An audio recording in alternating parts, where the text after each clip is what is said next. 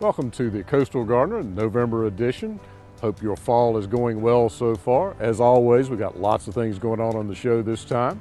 We've got some garden tips for you, some interesting azaleas and some other plants that you might want to plant this time of year. And we're going to finish up the show with Chantel Welker and a pumpkin soup.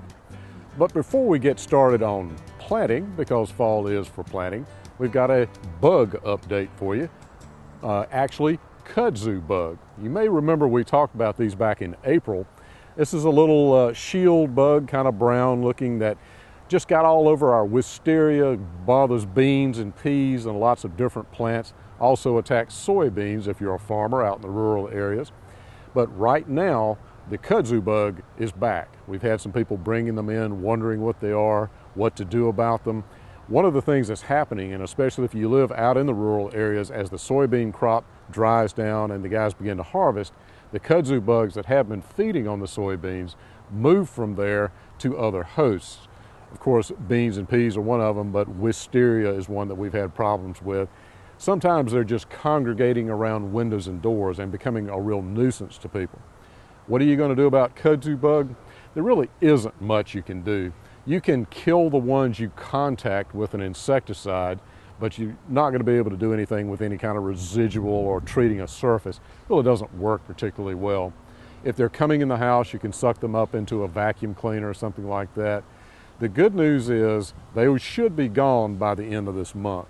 So you'll have a little bit of a period of time where they really will be a nuisance. They're not going to hurt anything other than being a nuisance, but hopefully by the end of November, you won't have any more problems with kudzu bug, and maybe we'll get lucky next spring and they're not much of a problem. Well, one thing we always talk about in the fall, of course, is in our mild climate, this is a great time to plant. Now, if you've just moved here from a colder climate, that may seem a little strange to you, but our soils never really freeze. We get root growth throughout the winter, and that means if you plant now, especially with trees and shrubs and even herbaceous perennials, your plants will be much better established because they'll have all that time to grow roots, get established, get ready for the coming spring and summer next year. Much better than if you plant in the spring when you've got a brand new plant that's trying to grow roots and also trying to grow top growth leaves and foliage. So fall is a great time to plant, and one of the groups of plants that we talk a lot about here, because it's a very important group of plants to our landscapes, are the evergreen azaleas.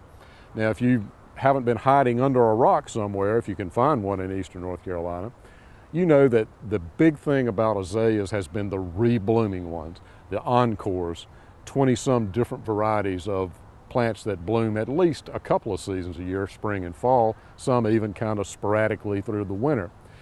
Greenleaf Nursery has come out with the Bloomathon series, and we've been playing with these for a couple of years now. There's 4 varieties in that series right now, with 3 or 4 more due to be released this coming spring. But this is a good group of plants. They were selected down in South Carolina, Seneca, South Carolina, so they're pretty well adapted to our climate. Like I said, we've been playing with them, and we've got some examples of them here. Probably the one that's done the best for us so far in the times we've had them here in the Arboretum is this one that's right close to me here, the one they call lavender.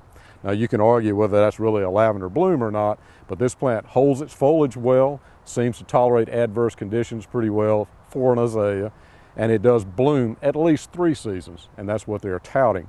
They also have a white version that you can see here. They have a double pink and a red, the red one we have over there. All of these Bloomathons, as I said, came from Greenleaf Nursery. They are available in the trade, but they'll be much more available this coming spring. So you will see these plants now. They haven't really been available until about right now. So if you haven't seen them before, it's a good reason. They haven't been out there and available very readily. But we've been playing with them, as I said, in the Arboretum in the garden here, and all of them seem to be pretty good plants. Remember, with any azalea, we always talk about bright light but not direct sun, high organic matter acid soils, good drainage. All of that applies to Bloomathons, it applies to encores, applies to just about any azalea. But one of the most exciting things in the azalea world that we've been having a little fun with lately is a group from Louisiana. So a guy named Richard Odom down there has come up with what he calls the Crimson series, and you see the one he named Crimson Queen here. These plants were selected from southern indicas with ones that had a lot of anthocyanin. That's what gives you the burgundy red color in plants. And he kept selecting and selecting and selecting until he came up with 3 varieties in different sizes that pretty much keep this burgundy foliage year-round. Now, we've had these in the garden this past year, and they do fade a little bit in the heat of the summer, but as you can see, the new growth on these, an excellent color, almost looks loropetalum-like. And if you're looking for something that gives you some blooms, although the blooms are not the greatest in the world, typical of a southern indica like Formosa, but look at that foliage, nice size, 3 different sizes. He's got a new one coming this coming year that'll be patented. So probably the most interesting thing that I've seen in the evergreen azalea world in recent times is this Crimson series from Louisiana. Now, this should be a good group of plants for us because it is a selection of southern indica, and they're some of the toughest, easiest azaleas to grow if there's such a thing. One other plant that we know and love a lot here, we have a lot of them in the garden here at the Arboretum, are Japanese maples. And you know, there are hundreds of different Japanese maples. This is a selection called Bihu, if I'm pronouncing that correctly. It's a lot like Sangokeku that you may know as coral bark Japanese maple. But you can see from this one that instead of being kind of a rosy pinky red, it's much more orange and yellow. And about the same size, 15 feet or so with a 10-foot spread. But just a reminder on Japanese maples, they don't need to be in dense shade. A lot of people think they need to be in dense shade. They will not do well, they will not color well in lots of shade. They do need good drainage, moist soils, so you're going to have to irrigate them.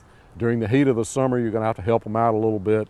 And we are right on the edge of their adaptability. So go a little further south, you don't see a lot of Japanese maples used. But a wonderful group of plants, great color. A lot of them have great fall color. Many of them have wonderful form, looks great with landscape lighting in the wintertime. So even if they give you a little bit of trouble that you have to deal with the leaf scorch and all of that, the Japanese maples are just such a wonderful group of ornamental trees. You just got to put them in the landscape, even here in southeastern North Carolina. So evergreen azaleas, a common group of plants, but some uncommon varieties here. And Japanese maples, always some beautiful plants to add to the landscape. Hope that gets you started on that fall planting project. Stick with us, we'll be back in just a few moments.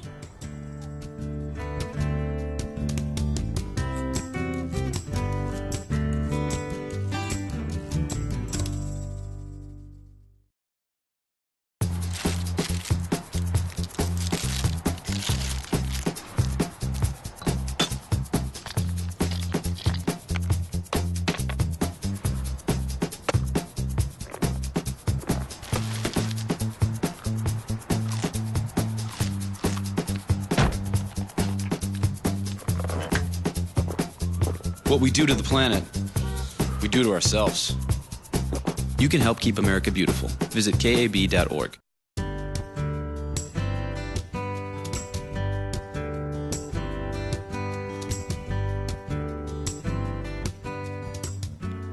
Welcome back to the show. We will have a treat for you. We have Matt Martin, who's kind of our turf expert. He's not kind of, he is our turf expert here on the Coastal Gardener. Matt, welcome back to the show. Thanks, Al. Now, we bring you on here periodically, and you tell us a lot about things that are going on, mostly for home lawns, because most of our viewers are homeowners, home gardeners. But I don't think we've ever really completely explained what you do and how that ties in with the Arboretum and Extension and all of that. So give us the Cliff's Notes version of what goes on with that. Well, Al, you know, I've been working in the area for almost 18 years now, and my job really is kind of a mixed role of what we call extension, which is teaching in the field basically, and research work, and I split that about half and half. One of the biggest jobs is to help people who have problems, whether it's with a lawn, whether it's a DOT, a golf course, a lot of different aspects where we grow turf and might run into problems or need advice on a particular thing they want to do. So that's my role as extension. The other role is working with research. I guess they would be projects that we look at different coastal issues we have with turf grass. That might be with pest and pesticide related. It might be with water quality. We've done a lot of that in the past, looking at water quality and how nutrients and fertilizers might impact water quality. A lot of my job involves, working with companies that want to look at a particular product and compare that maybe to something on the market. Maybe it's a product they want to bring on the market in a few years. And, that really is a role that a land grant institution like NC State provides. And all 50 states have a land grant institution, but we provide a research link where a company can come to us and we research a product as an independent screener basically and provide them the data, and they can use that in their promotion or whatever they want to do with that type of product. And of course, here at the Arboretum, the garden here is one of the 101 cooperative extension offices that are in the state of North Carolina. But you mentioned that you spend a lot of time with research and with extension looking at problems, and I think you've been working on some nematode stuff, and I'm not sure everybody knows what a nematode is. A nematode is a microscopic parasitic roundworm, I guess in the same family as earthworms, of same family of critters. But we do have a lot of different nematodes that are problematic, unfortunately, I guess, for us here. But you've been doing a good bit of work with nematodes on turf in the last couple of years, haven't you? Yeah, because of the geographic region we're in the state, this is a good area to do a lot of nematode research. We did a big collaborative study with Clemson last year and our nematode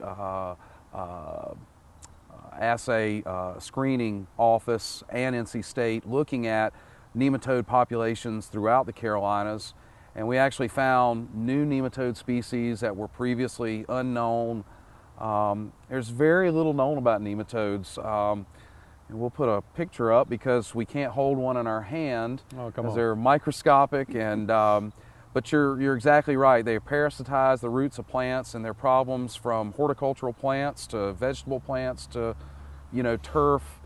We have loads of them here on the Arboretum garden. We have lots of root knot in a lot of our gardens here, but obviously root knot's not so much of a problem on turf. But as you mentioned, they attack the root system, so the plant looks like it needs water, looks like it needs fertilizer, looks sick, and eventually may die because the roots aren't functional. But tell us a little bit about the specifics of what you found with some of the nematode work you've been doing.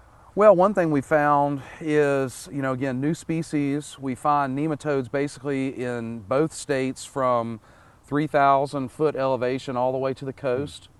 The species dynamics change a little bit, but the reality is in most of the sandier soils and lighter soils in the state, we find nematodes, and even some in the clay soils. And like you say, what they do is they feed on the roots of the plant. They don't allow the plant to take up nutrients nearly as efficiently, and so for the same input, you don't get the same output from the plant as you might expect, or you might get in areas where you don't have that nematode feeding. And you're right, probably, there's no guess in how many, but a lot of people in this region deal with nematodes in their lawn, or like you say, in their landscape, and they're completely unaware of it. Well, and that brings up a good question. If you see something like that and you say, well, I don't know if that's a nematode problem or not, how would you go about determining that you really did have one? Well, we'll talk about sampling here in just a second, where we can sample. The first signs on plants that you have nematodes would be droughty symptoms, when you should have ample soil moisture a lot of times.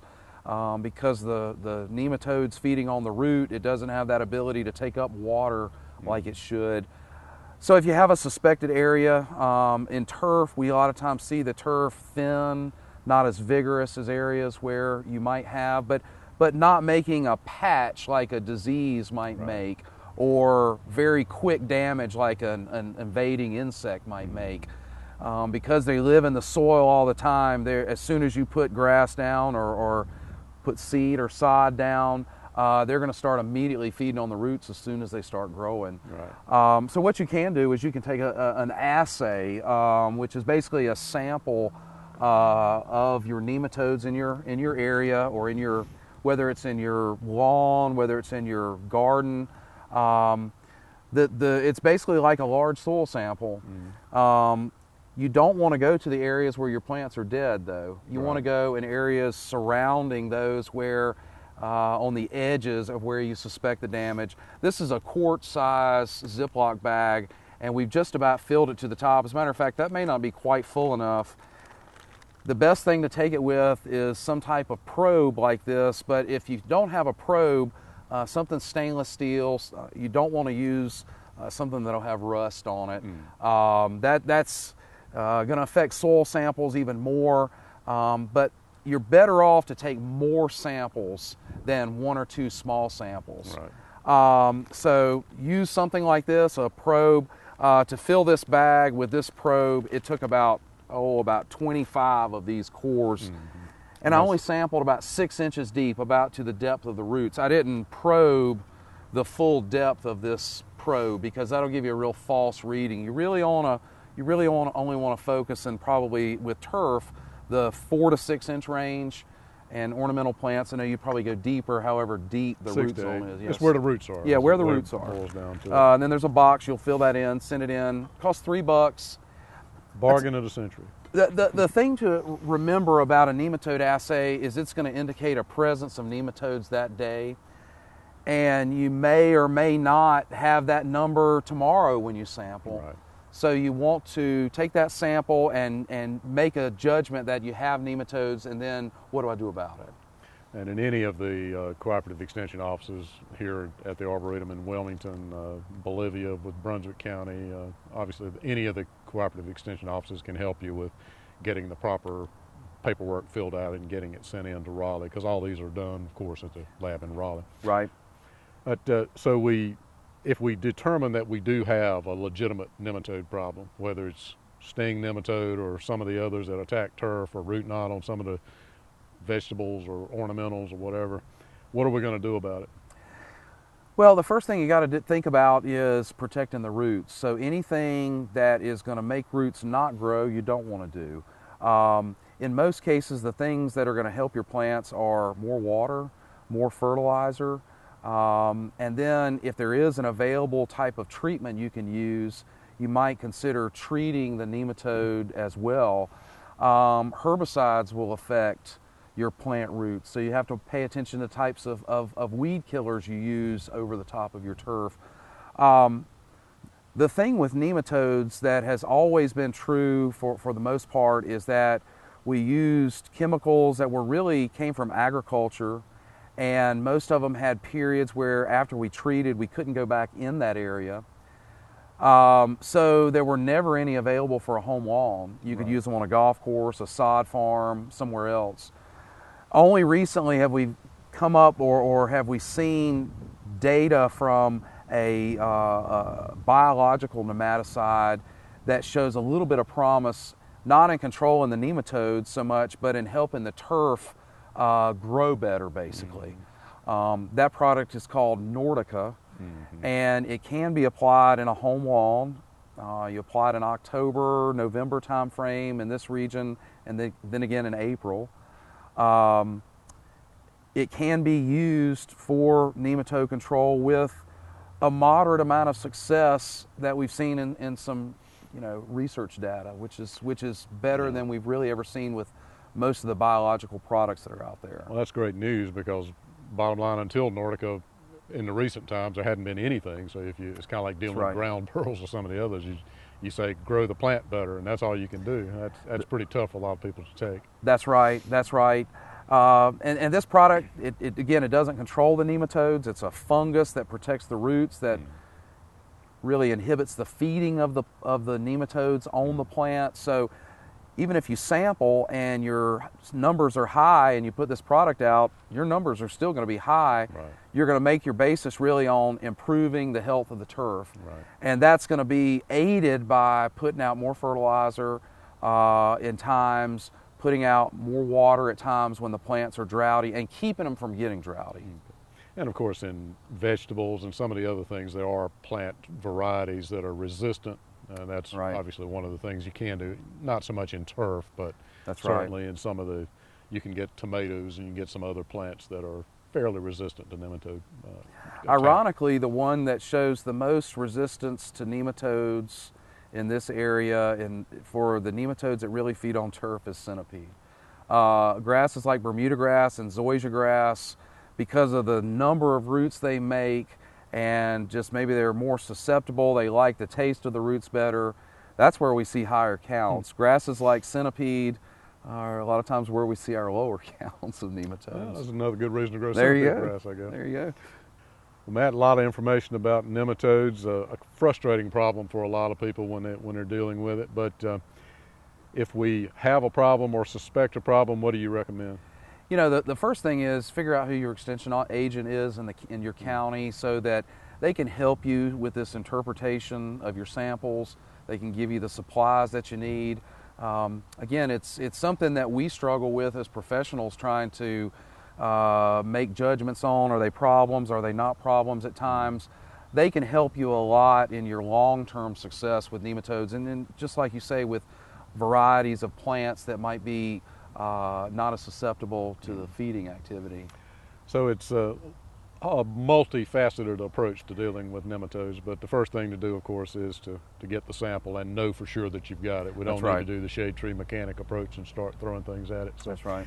But anyway, all of us can be glad to help you with that. Well, Matt, thanks for joining us here on the show. That's Matt Martin. He's our turf guy here in the eastern part of the state, working out of the crop science department at NC State. We go from nematodes to pumpkins. We're going to join Chantel Welker as she tries to pick out the perfect pumpkin.